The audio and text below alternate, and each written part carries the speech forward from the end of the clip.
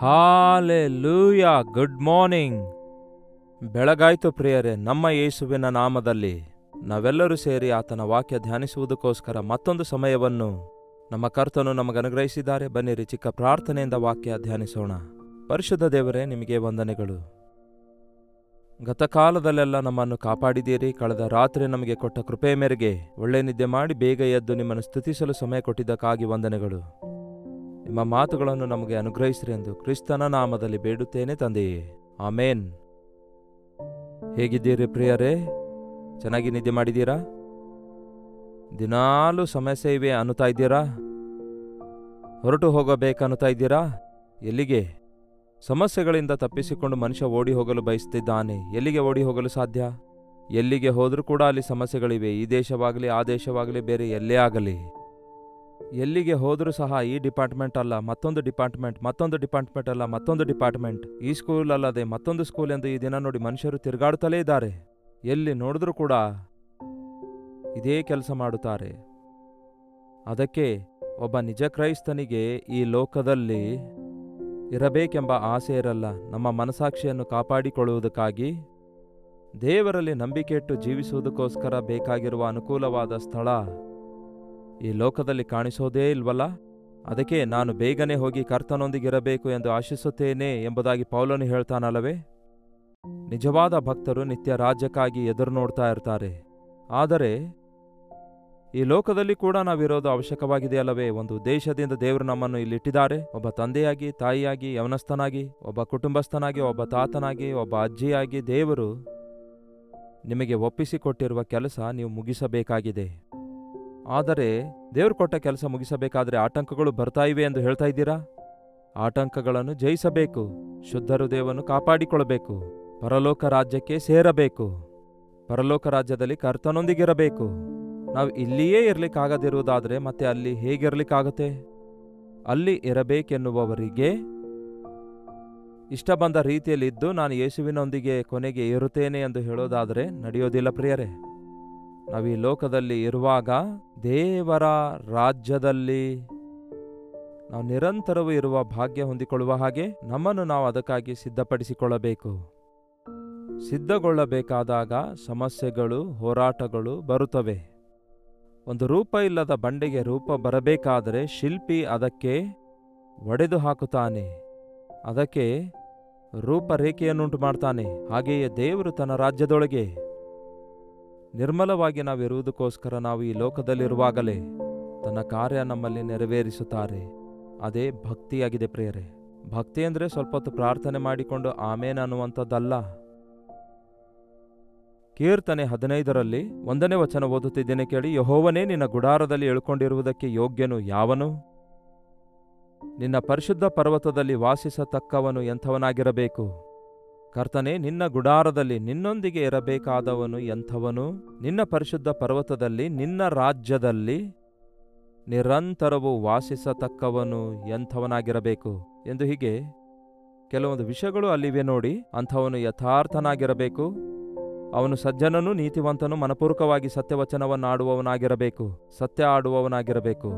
ಅಂದರೆ ನಾವು ದೇವರೊಂದಿಗೆ ಪರಲೋಕ ರಾಜ್ಯದಲ್ಲಿ ಇರಬೇಕು ಎಂದು ಬಯಸುವುದಾದರೆ ಈ ಲೋಕದಲ್ಲಿ ಯಥಾರ್ಥರಾಗಿ ಇರಬೇಕು. ಯಥಾರ್ಥತೆ ಅಂದರೆ ಇದ್ದದ್ದನ್ನು ಇದ್ದ ಹಾಗೆಯೇ ಇರುವುದು. ತಪ್ಪುಗಳನ್ನು, ಬಲಹೀನತೆಗಳನ್ನು ಮುಚ್ಚಿಕೊಳ್ಳದೆ ಹೌದು ಅಂದರೆ ಹೌದು, ಇಲ್ಲ ಅಂದರೆ ಇಲ್ಲ ಎನ್ನುವಂತೆ ನಮ್ಮ ಹೃದಯದ ನಿಜ ಸ್ಥಿತಿಯನ್ನು ಬಹಿರಂಗವಾಗಿ ಹೇಗಿದ್ದೇವೋ ಅದನ್ನೇ ಹೊರಗಡೆ ಕೂಡ ಹೊಂದಿಕೊಂಡಿರುವಂಥದ್ದಾಗಿದೆ. ಯಥಾರ್ಥತೆಯಿಂದ ಸತ್ಯವಚನವನ್ನಾಡುವವನು, ನೀತಿಯನ್ನು ಅನುಸರಿಸುತ್ತಾ ಹೃದಯಪೂರ್ವಕವಾಗಿ ನಿಜವನ್ನೇ ನುಡಿಯುವಂಥವನು. ನಿಜ ಬೆಂಕಿಯಂತೆ ಇರುತ್ತೆ ಅನ್ನುತ್ತಾರಲ್ಲವೇ? ಹೌದಲ್ಲವೇ? ನಿಜ ಹೇಳಿದಾಗ ನಿಷ್ಠೂರರಾಗ್ತಾರೆ. ಕೆಲವು ಆಟಂಕಗಳು ಬರ್ತವೆ. ನಿಜ ಹೇಳಿದ್ದಕ್ಕಾಗಿ ತಾನೇ ಆ ದಿನ ಶಿಷ್ಯರು ರಕ್ತಸಾಕ್ಷಿಯಾದದ್ದು. ಸತ್ಯವನ್ನು ಖಚಿತವಾಗಿ ಬೋಧಿಸಿದ್ದಕ್ಕಾಗಿ ತಾನೇ ಸ್ಟೆಫನನನ್ನು ಕಲ್ಲಿನಿಂದ ಹೊಡೆದು ರಕ್ತ ಸುರಿಯುವಂತೆ ಮರಣ ಹೊಂದುವವರೆಗೂ ಆ ಕಾಲದ ಜನರು ಅವನಿಗೆ ವೇದನೆಗೊಳಿಸಿರೋದು. ಆದರೆ ನಿಜ ನುಡಿದಿರುವುದರಿಂದ ನಾನು ಈಗೋ ನನ್ನ ಕರ್ತನನ್ನು ನೋಡುತ್ತಿದ್ದೇನೆ ಅನ್ನುತ್ತಾನೆ. ಯೇಸು ಕ್ರಿಸ್ತನನ್ನು, ದೇವರ ಬಲಗಡೆಯಲ್ಲಿ ನಿಂತಿರುವುದನ್ನು ನೋಡಿದ್ದೇನೆ ಎಂಬುದಾಗಿ ಬೈಬಲ್ನಲ್ಲಿದೆ. ಯಸ್, ಮನುಷ್ಯರು ನಮ್ಮ ಮೇಲೆ ಎಷ್ಟೇ ಸಿಟ್ಟಾದರೂ ಸಹ, ಮನುಷ್ಯರು ನಮ್ಮನ್ನು ಎಷ್ಟೇ ಅಸಹಿಸಿಕೊಂಡ್ರೂ ಕೂಡ, ಮನುಷ್ಯರನ್ನು ಸಂತೋಷಪಡಿಸಲು ಸುಳ್ಳು ಹೇಳುವಂಥವರಾಗಿರದೆ ದೇವರ ಮುಂದೆ ಯಥಾರ್ಥರಾಗಿರಲು ನಿಜ ನುಡಿಯುವವರಾಗಿರುವುದನ್ನು ನಾವು ಕಲಿತುಕೊಳ್ಳಬೇಕು. ಅವನು ಚಾಡಿಯನ್ನು ಹೇಳದವನು, ಮತ್ತೊಬ್ಬರಿಗೆ ಅನ್ಯಾಯ ಮಾಡದವನು, ಯಾರನ್ನು ನಿಂದಿಸುವವನು ಆಗಿರಬೇಕು. ಎಲ್ಲರಂತೆ ನಾವಿರುವುದಾದರೆ ಪರಲೋಕದಲ್ಲಿ ನಾವು ಹೇಗಿರಲಿಕ್ಕಾಗತ್ತೆ?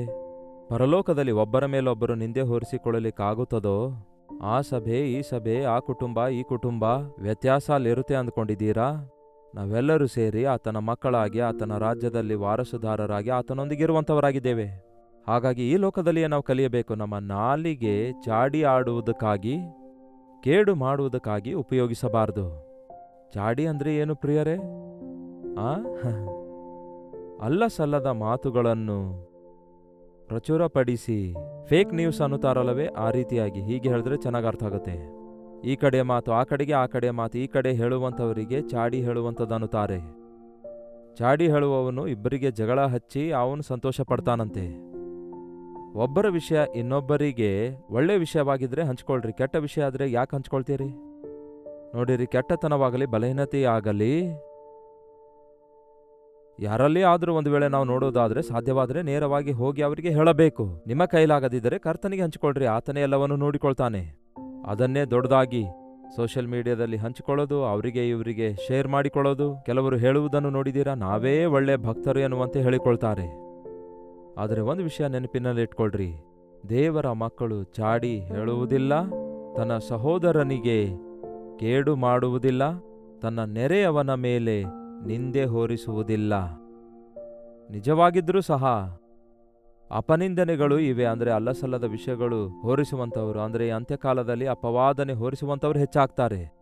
ಒಂದು ವೇಳೆ ನಿಜವಾಗ್ಲೂ ಒಬ್ಬರ ವಿಷಯದಲ್ಲಿ ಒಬ್ಬರಿಗೆ ಬಲಹೀನತೆ ಇದ್ದಾಗಿಯೂ ಅದನ್ನು ದೊಡ್ಡದಾಗಿ ವಿವರಿಸಿ ವಿಸ್ತರಿಸಿ, ತಾನೊಬ್ಬನೇ ನೀತಿವಂತನಾಗಿದ್ದಾನೆ, ಇತರರು ದೋಷಿಗಳಾಗಿದ್ದಾರೆ ಎಂದು ಹೇಳಿಕೊಳ್ಳುವಂತಹ ವಿಷಯವಿದೆಯಲ್ಲ, ಆ ರೀತಿ ಮಾಡುವವನು, ಈ ರೀತಿ ಕ್ಷಮಾಪಣೆ ಹೃದಯ ಇಲ್ಲದಂಥವನು ಪರಲೋಕ ರಾಜ್ಯಕ್ಕೆ ವಾರಸುದಾರನೂ ಆಗೋದಿಲ್ಲ. ಆ ಕರ್ತನೊಂದಿಗೆ ನಾವು ಪರಲೋಕದಲ್ಲಿ ವಾಸಿಸಬೇಕಾದ್ರೆ ಆತನು ಕ್ಷಮಿಸುವವನಾಗಿರೋದ್ರಿಂದ ನಾವು ಕ್ಷಮಿಸಬೇಕು.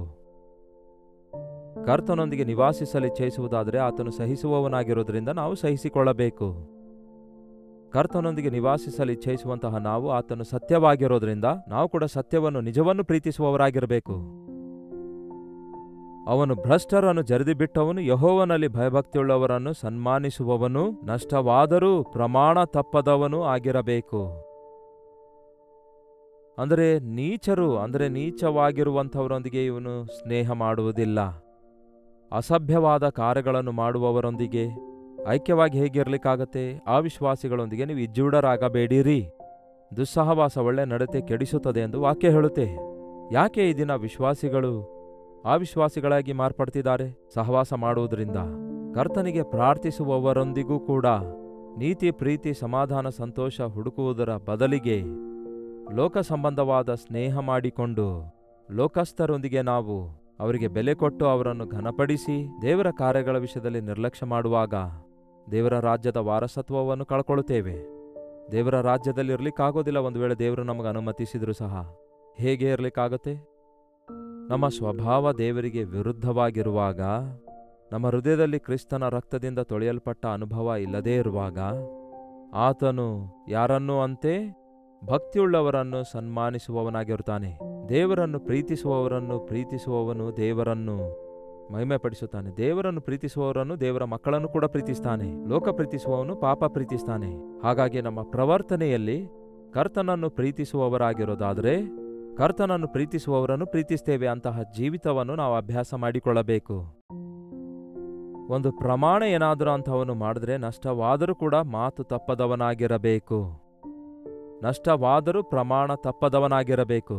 ಎಲ್ಲವೂ ಅನುಕೂಲವಾಗಿರುವಾಗ ನಾವು ಮಾತನ್ನು ನೆರವೇರಿಸ್ತೇವೆ. ಆದರೆ ನಷ್ಟ ಉಂಟಾಗುವಾಗ, ಕಷ್ಟ ಬಂದಾಗ ಮಾತು ತಪ್ಪುತ್ತೇವೆ. ನಾನು ಅನ್ನಲಿಲ್ವಲ್ಲ, ನಾನು ಯಾವಾಗ ಆ ರೀತಿಯಾಗಿ ಹೇಳಿದೆ, ಅವಾಗ ಏನೋ ಹೇಳಿದೆ, ಹಾಗಾದರೆ ಏನು ಎಂದು ಸಮರ್ಥಿಸಿಕೊಳ್ತೇವೆ. ಆ ದ್ವಿಮನಸ್ಸು ಇರುತ್ತೆ ಅಲ್ಲವೇ? ಇಂಥವರಾಗಿರೋದಾದರೆ ದೇವರ ರಾಜ್ಯದಲ್ಲಿ ಇರಲಿಕ್ಕಾಗಲ್ಲ. ಈ ಎಲ್ಲ ಡೊಂಕಾದ ಜೀವಿತ ವಿಧಾನ ಸರಿಪಡಿಸಿಕೊಳ್ಳುವುದಕ್ಕಾಗಿಯೇ ದೇವರು ತನ್ನ ವಾಕ್ಯ ನಮಗೆ ಕೊಟ್ಟಿದ್ದಾರೆ.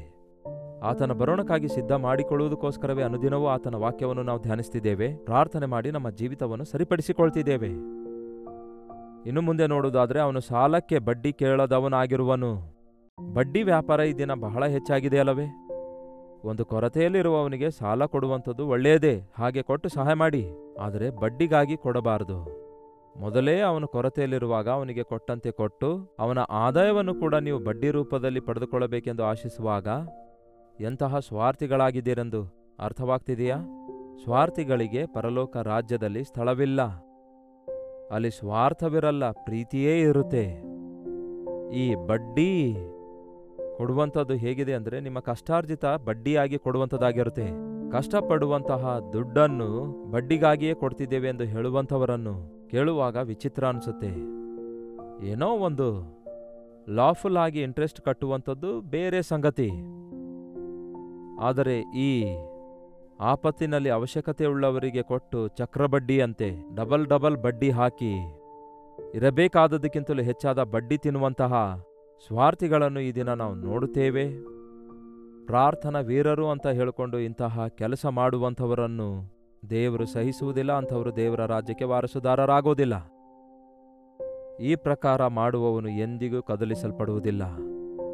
ಮತ್ತೊಮ್ಮೆ ಹೇಳ್ತೇನೆ ಕೇಳ್ರಿ, ನಿಜ ನುಡಿಯುವವನು, ದೇವರೊಂದಿಗೆ ಇರಲಿಚ್ಛಯಿಸುವವನು ಯಥಾರ್ಥನಾಗಿರಬೇಕು, ಹೃದಯಪೂರ್ವಕವಾಗಿ ಸತ್ಯವನ್ನು ನುಡಿಯಬೇಕು, ಚಾಡಿ ಹೇಳಬಾರದು, ಸಹೋದರನಿಗೆ ಕೇಡು ಮಾಡಬಾರದು, ನಿಂದೆ ಹೊರಿಸಬಾರದು.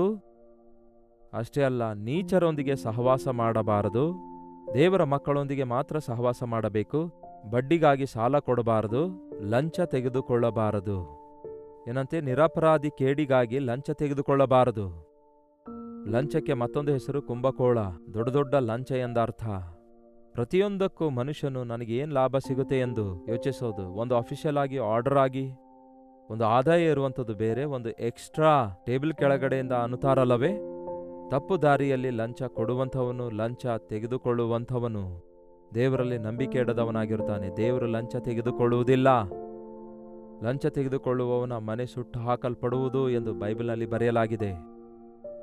ಲಂಚ ಕುರುಡುತನವನ್ನುಂಟು ಮಾಡುತ್ತೆ, ನ್ಯಾಯವನ್ನು ತಪ್ಪಿಸಿ ಬಿಡುತ್ತೆ. ಅನ್ಯಾಯ ಮಾಡುವುದಕ್ಕಾಗಿ ತಾನೇ ದುಡ್ಡು ಕೊಡೋದು, ನ್ಯಾಯಕ್ಕೋಸ್ಕರ ದುಡ್ಡು ಕೊಟ್ಟರೆ ಅದು ಲಂಚ ಹೇಗಾಗುತ್ತೆ? ಅದಕ್ಕೆ ದೇವರ ಮಕ್ಕಳಾಗಿರುವ ನಾವು ಈ ರೀತಿಯಾಗಿರಬೇಕು. ಯೆಶಾಯ ಪುಸ್ತಕದಲ್ಲಿ ಕೂಡ ಒಂದು ವಚನ ಇದೆ, ಅದು ಬಹಳ ವಿವರವಾಗಿದೆ. ನೋಡೋಣ ಬನ್ನಿ. ಯೆಶಾಯನ ಪುಸ್ತಕ 33ನೇ ಅಧ್ಯಾಯ 15ನೇ ವಚನ ಓದುತ್ತಿದ್ದೇನೆ, ಕೇಳಿ. ವಚನ 14ರಿಂದ ನೋಡೋಣ. ಚಿಯೋನಿನ ಪಾಪಿಗಳು ಹೆದರುತ್ತಾರೆ, ಆ ಭ್ರಷ್ಟರು ನಡುಕಕ್ಕೆ ಒಳಗಾಗಿ, ನಮ್ಮಲ್ಲಿ ಯಾರು ನುಂಗುವ ಕಿಚ್ಚಿನ ಸಂಗಡ ವಾಸ ಮಾಡಬಲ್ಲರು? ನಮ್ಮಲ್ಲಿ ಯಾರು ಸದಾ ಉರಿಯುವ ಜ್ವಾಲೆಗಳೊಳಗೆ ತಂಗಿ ಯಾರು ಅಂದುಕೊಳ್ಳುತ್ತಾರೆ? ಕೇಳಿರಿ, ಸನ್ಮಾರ್ಗದಲ್ಲಿ ನಡೆದು ಯಥಾರ್ಥವಾಗಿ ನಡೆದುಕೊಳ್ಳುವವನೇ. ಜೀವವುಳ್ಳ ದೇವರ ಕೈಯಲ್ಲಿ ಬೀಳುವುದು ಭಯಂಕರವಾಗಿದೆ ಎಂಬುದಾಗಿ ದೇವರ ವಾಕ್ಯ ಹೇಳುತ್ತೆ. ನಮ್ಮ ದೇವರು ದಹಿಸುವ ಅಗ್ನಿಯಾಗಿದ್ದಾರೆ ಎಂದು ವಾಕ್ಯ ಹೇಳುತ್ತೆ. ಅಂದರೆ ನಾಶನ ಮಾಡುವ ಅಗ್ನಿ ಅಲ್ಲ, ಪ್ಯೂರಿಫೈ ಮಾಡುವ ಅಗ್ನಿ. ಅಕಸಲಿಗನ ಬೆಂಕಿ ನೋಡಿರಿ, ಅದು ಬಂಗಾರ ನಾಶ ಮಾಡುವುದಿಲ್ಲ, ಬದಲಿಗೆ ಪ್ಯೂರಿಫೈ ಮಾಡುತ್ತೆ. ನನ್ನ ಮಾತು ಅಗ್ನಿಯಂತೆ ಅಲ್ಲವೋ ಎಂದು ಕರ್ತನ ಮಾತು ಹೇಳಿದ ಪ್ರಕಾರ, ದೇವರ ವಾಕ್ಯವನ್ನು ಓದುವಂಥವನು, ಅದನ್ನು ಧ್ಯಾನಿಸುವಂಥವನು, ಅವನ ಹೃದಯದಲ್ಲಿ ದೇವರ ವಾಕ್ಯ ಬೆಂಕಿ ಉಂಟಾಗುವಂತೆ, ದೇವರ ಕಾರ್ಯಗಳು ಜರುಗುವ ಹಾಗೆ ಪರಿಶುದ್ಧಾತ್ಮ ದೇವರು ನಮ್ಮ ಒಳಗಡೆ ಕಾರ್ಯ ಮಾಡುತ್ತಾರೆ. ನಮ್ಮ ಅಂತರಂಗದೊಳಗೆ ಅಪವಿತ್ರತೆಗಳೆಲ್ಲವೂ ಹೊರಗೆ ಬರುತ್ತವೆ, ಕಲ್ಮಶವೆಲ್ಲವೂ ಹೊರಗೆ ಬರುತ್ತೆ. ದೇವರೊಂದಿಗೆ ಅಂದರೆ ಆತನ ಅಗ್ನಿ ಒಂದು ಸಾರಿ ಆರಿ ಹೋಗೋದಾದ್ರೆ ಮತ್ತೆ ಅಗ್ನಿ ಸುಡುವುದಿಲ್ಲ. ಮತ್ತೆ ಪರಿಶುದ್ಧಪಡಿಸಲ್ಪಟ್ಟಂಥವನು ದೇವರ ಅಗ್ನಿಯಲ್ಲಿ ನಿಲ್ಲುವವನಾಗಿರುತ್ತಾನೆ. ಹಾಗಾಗಿ ಯಾವ ರೀತಿಯಾಗಂತೆ ನೀತಿಯನ್ನು ಅನುಸರಿಸುತ್ತಾ ಯಥಾರ್ಥವಾಗಿ ನಡೆದುಕೊಳ್ಳುತ್ತಾ, ದೋಚಿಕೊಂಡ ಲಾಭ ಬೇಡವೆಂದು ಲಂಚ ಮುಟ್ಟದಂತೆ, ಕೈ ಒದರಿ ಕೊಲೆಯ ಮಾತಿಗೆ ಕಿವಿಗೊಡದೆ, ಕೆಟ್ಟದ್ದನ್ನು ನೋಡದಂತೆ ಕಣ್ಣು ಮುಚ್ಚಿಕೊಳ್ಳುವವನೇ ಉನ್ನತ ಸಾನ್ನಿಧ್ಯದಲ್ಲಿ ವಾಸಿಸುವನು. ಯಾರಂತೆ? ದೋಚಿಕೊಂಡ ಲಾಭ ಬೇಡವೆನ್ನುವವನು. ಬಲವಂತವಾಗಿ ಬರುವಂತಹ ಲಾಭ ಇಲ್ಲವೇ ಬಲವಂತವಾಗಿ ದೋಚಿಕೊಳ್ಳುವಂಥದ್ದು, ಅಂತಹ ಲಾಭವನ್ನು ಅಪೇಕ್ಷಿಸುವುದಿಲ್ಲ. ಲಂಚ ಮುಟ್ಟದಂತೆ ಕೈ ಒದರಿಸಿಕೊಳ್ಳುತ್ತಾನೆ. ಹತ್ಯೆಯ ಮಾತಿಗೆ ಕಿವಿಗೊಡುವುದಿಲ್ಲ. ಕೆಟ್ಟತನವನ್ನು ನೋಡದಂತೆ ಕಣ್ಣುಗಳನ್ನು ಮುಚ್ಚಿಕೊಳ್ಳುತ್ತಾನೆ, ಮರೆಮಾಡಿಕೊಳ್ಳುತ್ತಾನೆ. ಉನ್ನತವಾದ ಸಾನ್ನಿಧ್ಯದಲ್ಲಿ ಅಂಥವನು ವಾಸಿಸುತ್ತಾನೆ. ಅದಕ್ಕೆ ದೇವರ ರಾಜ್ಯದಲ್ಲಿ ನಿವಾಸಿಸುವಂಥವನು, ಆತನ ಪರಲೋಕ ರಾಜ್ಯದಲ್ಲಿ ನಾವಿರಬೇಕು ಎಂದು ಬಯಸುವಾಗ ನಮ್ಮ ಕಣ್ಣುಗಳು, ನಮ್ಮ ಕಿವಿಗಳು, ನಮ್ಮ ಕೈಗಳು, ನಮ್ಮ ಹೃದಯ, ನಮ್ಮ ಸರ್ವಾಂಗಗಳು ಪರಿಶುದ್ಧಗೊಳಿಸಲ್ಪಟ್ಟು ದೇವರಿಗೆ ಅನುಕೂಲವಾದ ಜೀವಿತ ಜೀವಿಸುವಂಥದ್ದು ಎಷ್ಟೋ ಅವಶ್ಯಕವಾಗಿದೆ ಪ್ರಿಯರೇ. ಯಾವುದು ನಿಮ್ಮ ಜೀವಿತ ಕಲ್ಮಶಗೊಳಿಸುತ್ತದೆ? ನಿಮ್ಮ ಆದಾಯವಾಗಿದೆಯೋ? ನಿಮ್ಮ ಮಾತುಗಳು, ನೀವು ಕೇಳುವಂಥದ್ದು, ನಿಮ್ಮ ನೋಟವೋ, ನಿಮ್ಮ ಅಂತರಂಗವೋ ಏನಾಗಿದೆ ನಿಮ್ಮನ್ನು ಕಲ್ಮಶಗೊಳಿಸುವಂಥದ್ದು? ಅದನ್ನು ಮೇಲಿಂದ ಮೇಲೆ ಯೇಸುವಿನ ದೃಷ್ಟಿಯಲ್ಲಿ ನಾವು ನಿರ್ಮಲರಾಗುವಂತೆ ಯಥಾರ್ಥತೆಯೊಂದಿಗೆ ನಮ್ಮ ಜೀವಿತ ಸರಿಪಡಿಸಿಕೊಳ್ಳೋದಾದರೆ, ನಮ್ಮ ಪಾಪಗಳನ್ನು ನಾವು ಒಪ್ಪಿಕೊಳ್ಳೋದಾದರೆ, ನಮ್ಮ ತಪ್ಪುಗಳನ್ನು ನಾವು ಒಪ್ಪಿಕೊಳ್ಳೋದಾದರೆ, ಮೇಲಿಂದ ಮೇಲೆ ನಮ್ಮನ್ನು ನಿರ್ಮಲಗೊಳಿಸುವುದಕ್ಕಾಗಿ ನಿತ್ಯ ರಾಜ್ಯಕ್ಕೆ ನಾವು ವಾರಸುದಾರರಾಗುವುದಕ್ಕೋಸ್ಕರ ಸಿದ್ಧರಾಗಲು ಕರ್ತನು ನಮಗೆ ಸಹಾಯ ಮಾಡುತ್ತಾರೆ. ಈ ಅನುದಿನದ ಧ್ಯಾನದಲ್ಲಿ ಅನುದಿನವೂ ದೇವರ ವಾಕ್ಯ ಕೇಳುವ ನಾವೆಲ್ಲರೂ ಶುದ್ಧ ಹೃದಯ ಕಾಪಾಡಿಕೊಂಡು ದೇವರ ರಾಜ್ಯಕ್ಕೆ ವಾರಸುದಾರರಾಗಬೇಕೆಂದು ಆಶಿಸುತ್ತೇನೆ. ಪ್ರಾರ್ಥನೆ. ಪರಿಶುದ್ಧ ದೇವರೇ, ನಿಮಗೆ ವಂದನೆಗಳು. ಪರಲೋಕದಲ್ಲಿರಬೇಕೆಂಬ ಆಸೆ ನಮಗಿದೆ, ಆದರೆ ಈ ಲೋಕದಲ್ಲಿಯೇ ನಮ್ಮ ಜೀವಿತ ಸಿದ್ಧಪಡಿಸಿಕೊಳ್ಳಬೇಕೆಂಬ ಗ್ರಹಿಕೆಯನ್ನು ನಮಗುಂಟು ಮಾಡಿರಿ. ಇಷ್ಟ ಬಂದಂತೆ ಬದುಕಿ ನಂತರ ನಿಮ್ಮೊಂದಿಗೆ ಇರುತ್ತೇವೆ ಎಂಬ ಅಜ್ಞಾನದಿಂದ ನಮ್ಮನ್ನು ಬಿಡಿಸಿರಿ. ರಕ್ಷಿಸಲ್ಪಟ್ಟ ನಂತರ ನಮ್ಮ ಮನಸಾಕ್ಷಿಯನ್ನು ಕಾಪಾಡಿಕೊಳ್ಳುತ್ತಾ ಈ ಲೋಕದ ಪದ್ಧತಿಯ ಪ್ರಕಾರವಲ್ಲದೆ ನಮ್ಮ ನಾಲಿಗೆಯನ್ನು ಹತೋಟಿಯಲ್ಲಿಟ್ಕೊಂಡು ಜಾಡಿಗಳನ್ನಾಡದೆ, ನಿಂದೆ ಹೋರಿಸದೆ, ಸುಳ್ಳಾಡುವಂಥವರಾಗಿ ನಾವಿರದೆ ನಿಜ ಹೇಳುವವರಾಗಿ, ಸತ್ಯವನ್ನು ನುಡಿದು ಯಥಾರ್ಥತೆ ಅನುಸರಿಸುವವರಾಗಿರುವಂತೆ ಸಹಾಯ ಮಾಡಿರಿ. ದೋಚಿಕೊಂಡ ಲಾಭ, ಲಂಚ ತೆಗೆದುಕೊಳ್ಳುವುದರಿಂದ ಬರುವ ಲಾಭ, ಬಡ್ಡಿಯಿಂದ ಬರುವ ಅನ್ಯಾಯದ ಸೊತ್ತಿಗಾಗಿ ತವಕ ಪಡದೆ, ನೀವು ಆಶೀರ್ವದಿಸುವುದೇ ನಿಜವಾದ ಆಶೀರ್ವಾದವೆಂದು ತಿಳಿದು ಅಂತಹ ಆಶೀರ್ವಾದಕ್ಕಾಗಿ ಕಾದು ಎದುರು ನೋಡುವವರಾಗಿರುವಂತೆ ನಮ್ಮ ಮನಸಾಕ್ಷಿಯನ್ನು ಕಾಪಾಡಿಕೊಂಡು ನಿಮ್ಮನ್ನು ಪ್ರೀತಿಸಿದವರೇ ನಿಮ್ಮ ಮುಂದೆ ಯಥಾರ್ಥವಂತರಾಗಿ ಜೀವಿಸುವುದಕ್ಕೂ ಈ ಅನುದಿನದ ಧ್ಯಾನದಲ್ಲಿ ಐಕ್ಯವಾಗಿರುವ ಪ್ರತಿಯೊಬ್ಬರಿಗೂ ಸಹಾಯ ಮಾಡಿರೆಂದು ಕ್ರಿಸ್ತನ ನಾಮದಲ್ಲಿ ಬೇಡುತ್ತೇನೆ ತಂದೆಯೇ, ಆಮೇನ್. ತಂದೆಯಾದ ದೇವರ ಪ್ರೀತಿಯು, ಮಗನಾಗಿರುವ ಕ್ರಿಸ್ತನ ಕೃಪೆಯೂ, ಆದರಣೆಕರ್ತನಾಗಿರುವ ಪವಿತ್ರಾತ್ಮನ ಸಹವಾಸವು ಕೂಡಿ ಬಂದಿರುವ ನಮ್ಮೆಲ್ಲರ ಸಂಗಡ ಇಂದಿಗೂ ಸದಾಕಾಲಕ್ಕೂ ನೆಲೆಯಾಗಿರಲಿ. ಆಮೇನ್. ದೇವರಿಗೆ ಸ್ತೋತ್ರ. ನಿಮ್ಮ ಪ್ರಾರ್ಥನಾ ಮನವಿಗಳು 893973131313 ನಂಬರ್ಗೆ ಒಂದು ಟೆಕ್ಸ್ಟ್ ಇಲ್ಲವೇ ವಾಯ್ಸ್ ಮೆಸೇಜ್ ಮೂಲಕ ವಾಟ್ಸಪ್ ಕಳಿಸಿಕೊಡಿರಿ. ನಿಮ್ಮೆಲ್ಲರಿಗೋಸ್ಕರ ನಾವು ಪ್ರಾರ್ಥನೆ ಮಾಡುತ್ತಿದ್ದೇವೆ. ಡಾಕ್ಟರ್ ಜಯಪಾಲ್ ಕನ್ನಡ ಯೂಟ್ಯೂಬ್ ಚಾನಲ್ಗೆ ಸಬ್ಸ್ಕ್ರೈಬ್ ಮಾಡಿಕೊಳ್ಳಿರಿ, ಲೈಕ್ ಮಾಡಿರಿ, ಶೇರ್ ಮಾಡಿರಿ. ನೀವು ಎಲ್ಲಿಂದ ವೀಕ್ಷಿಸುತ್ತಾ ಇದ್ದೀರೆಂದು ಲೈವ್ ಚಾಟ್ನಲ್ಲಿ ಬಂದು ಟೈಪ್ ಮಾಡಿರಿ. ಕರ್ತನ ಚಿತ್ತವಿರುವುದಾದರೆ ಮತ್ತೆ ನಾಳೆ ಇದೇ ಅನುದಿನದ ಧ್ಯಾನ ಎಂಬ ಕಾರ್ಯಕ್ರಮದಲ್ಲಿ ಭೇಟಿಯಾಗೋಣ. ಅಲ್ಲಿವರೆಗೂ ದೇವರ ಮಹಾಕೃಪೆ ನಿಮ್ಮೆಲ್ಲರೊಂದಿಗಿರಲಿ.